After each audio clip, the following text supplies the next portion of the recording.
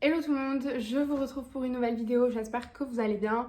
On va parler aujourd'hui des études supérieures, en tout cas de ce que moi j'ai fait. C'est une vidéo qui m'a été énormément demandée, donc je me suis dit que c'était le bon moment de la faire. On est fin janvier, il me semble que les vœux de Parcoursup vont pas tarder à ouvrir s'ils n'ont pas déjà ouvert. Et je vais vous parler un peu de moi, de ce que j'ai ressenti des écoles que j'ai faites et de mon expérience tout simplement. Donc j'ai créé il y a 3 semaines un question-réponse sur mon Instagram. J'ai eu quelques questions auxquelles je vais répondre directement. Donc c'est parti. La première question c'est quel est mon parcours scolaire? Alors du coup, donc quand je suis allée au lycée, j'ai fait une seconde générale. J'étais en sport-études, mais j'avais juste en fait des horaires aménagés par rapport à la danse. Mais sinon, c'était une seconde totalement générale. Ensuite, j'ai arrêté sport-études en première. En première, je me suis dirigée du coup vers STMG. Parce que franchement, c'était la filière qui me parlait le plus. J'étais nulle dans tout ce qui était maths, tout ce qui était physique, donc j'étais nulle. J'aimais bien les langues, mais pas assez pour aller en L. Et j'avais pas le profil vraiment aussi studieux pour aller en ES. Donc je me suis dit STMG, ça a l'air super concret. Moi en tout cas, je voulais vraiment y aller, donc je suis allée en STMG. Ensuite en terminale, je suis toujours restée en STMG. J'ai choisi Mercatique comme spé. Il me semble qu'il y en a 3. Il y a Merca, donc Mercatique, RH et Compta. Donc voilà, parmi ces 3, vous avez le choix en dernière année de lycée de choisir parmi ces trois spécialités en fait. Moi j'ai choisi Merca, c'était celle qui rassemblait le plus de marketing et le plus de communication. Donc du coup, j'ai voulu choisir ça. Ensuite, j'ai fait mes concours pour rentrer à Subdecom, donc une école de communication, c'est une école privée. Il y en a partout en France. Moi, je suis allée à celle de Montpellier et j'ai passé mon concours dans celle de Montpellier. J'ai été prise au concours et donc ensuite, j'ai fait un bachelor responsable de communication, donc un bac plus 3, à Subdecom, à Montpellier, école de communication. La deuxième question, c'est pourquoi j'ai choisi Subdecom. Alors, c'est une très bonne question. C'est vrai qu'il y a beaucoup de choix en termes d'école et pour tous les secteurs. Il y a énormément de choix en école de commerce, il y a pas mal de choix en école de communication et plein d'autres mondes. Moi, j'ai choisi Subdecom déjà parce que en regardant le site internet, en regardant la brochure, j'ai vu quand même que les matières étaient vraiment intéressantes. C'était pas des matières que j'ai eu l'habitude de voir au lycée, par exemple. Ne serait-ce qu'en fait l'intitulé des matières c'était droit, alors que là vraiment Subdecom c'était par exemple droit de la communication, c'était stratégie d'influence, stratégie des réseaux sociaux, c'était vraiment des matières, il y avait énormément de matières et c'était des matières très ciblées, donc je me suis dit c'est trop cool parce que j'ai plein de matières qui touchent des sujets mais des centaines de sujets et totalement différents, donc des approches différentes, donc du coup ça va être trop intéressant. Donc voilà, première raison pour les matières. Deuxième raison, parce qu'ils proposaient le stage. Alors je pense que toutes les autres écoles de communication proposent des stages et des alternances. Mais moi, c'était vraiment mon critère numéro un. Parce que tout simplement, j'avais pas les moyens de payer une école privée pendant 3 ans. Faut savoir que c'est quand même un budget. Je crois que Subdecom, ça tourne environ des 7 000 € l'année. Donc clairement, je n'avais pas du tout les moyens ni l'envie de mettre autant dans une école. Donc du coup, c'était vraiment le choix par rapport au stage qui nous est imposé en première année et par rapport à l'alternance qui nous est suggérée, on va dire, en deuxième et troisième année de bachelor. Et ensuite, la dernière raison pourquoi j'ai choisi Subdecom, je pense que c'est une raison commune à tous les étudiants de Subdecom, c'est surtout pour les challenges qu'ils proposent. En fait, tous les ans, vous avez des challenges en agence, donc vous créez votre agence avec des élèves de votre classe ou avec différents campus de toute la France. En fait, c'est des mini-concours, mais de communication. Vous avez des problématiques de communication d'entreprises réelles. Pour vous donner des exemples, nous, une année, on a eu une problématique de communication de la marque Centracor, que tout le monde connaît. Il y a eu aussi la marque Carambar. Voilà, c'est vraiment des cas totalement pratiques, des cas réels, c'est des cas annonceurs en fait. Et si vous arrivez à valider ce challenge-là, vous pouvez carrément aller en présentation à Lyon, présenter en fait votre réponse à cette problématique de communication directement au directeur de cette entreprise. Donc je trouve que c'était trop challengeant et moi j'ai trop kiffé. Donc c'était vraiment, c'est pour ces 3 raisons que j'ai choisi Subdecom. Alors, troisième question, on me demande quel diplôme j'ai. Donc du coup, j'ai un bac plus 3, c'est un bachelor responsable de communication que j'ai obtenu du coup à Montpellier à l'école Sup de Com en juillet 2021 ou juin. Bref, quelque chose comme ça. Donc voilà, c'est mon diplôme. La quatrième question, c'est quelle spécialisation j'ai choisi à Sup de Com et pourquoi. Alors, c'est une très bonne question aussi. La spécialisation, on l'a choisie à partir de la 2e année et après ensuite en 3e année, on peut soit garder la même que la seconde année, soit en choisir une autre. Donc à savoir, il y en a 3. Il y a créa, événementiel et web. Moi, j'ai choisi créa pour les 2 années. Donc mes 2 dernières années, je vais vous parler de Maspé parce que je pense que je la connais assez. Après pour les autres, vous trouverez facilement des informations sur internet. En tout cas pour la spécialisation créa, moi pourquoi j'ai choisi ça, c'était surtout parce qu'en fait ça allait tourner tout ce qui est autour de l'image d'une entreprise. Donc en passant de son logo, en passant par sa charte graphique, en passant par sa communication, en passant par ses valeurs, par tout ça. Et moi c'est vraiment un truc que j'adore.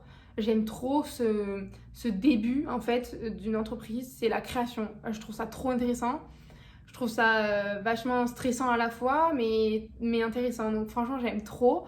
Donc c'est pour ça déjà que j'avais choisi ça. Et ensuite, en 3e année, j'avais le choix de changer.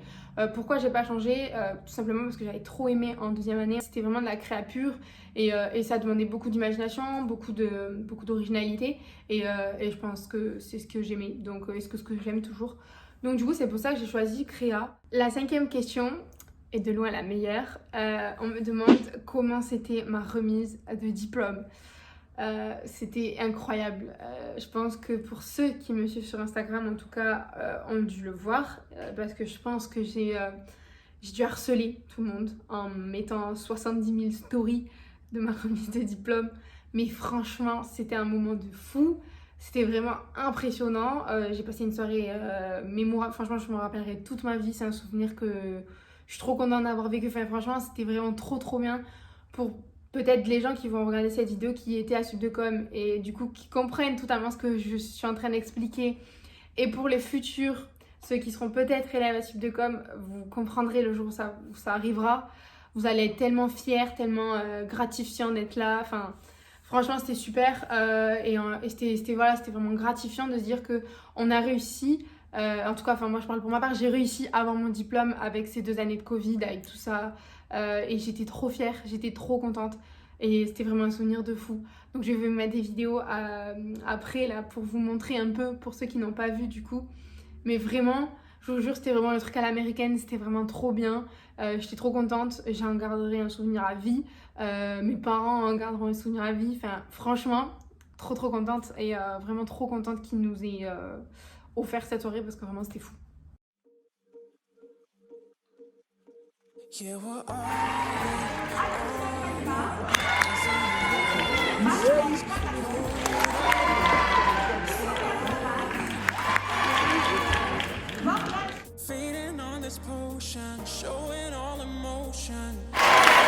Et pas possible, Bourneau.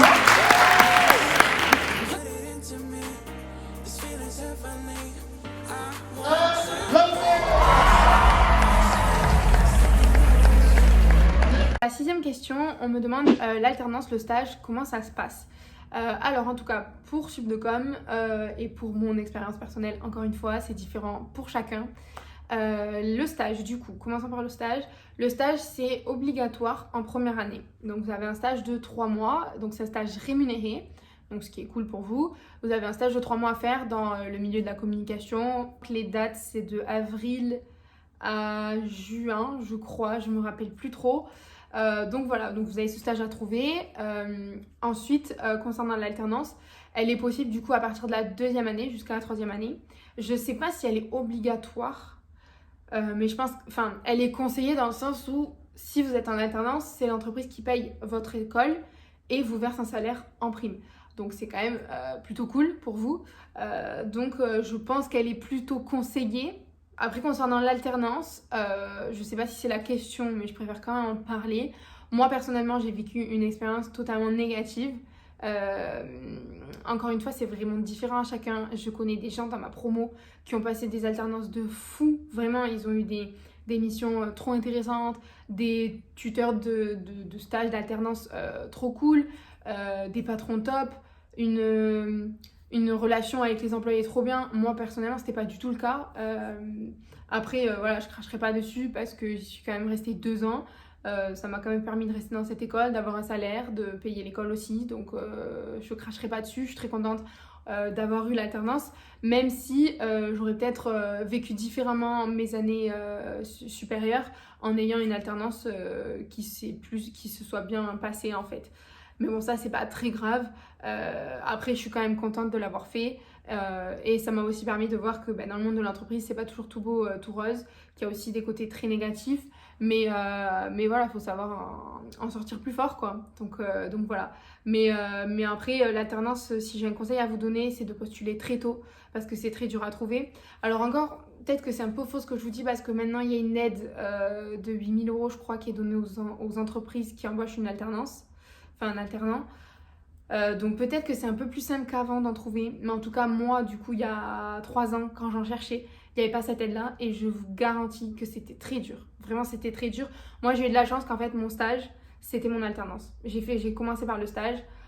Ça s'est bien passé au stage. Et ensuite, dès que je suis rentrée en alternance, ils m'ont continué le contrat en fait en contrat alternant.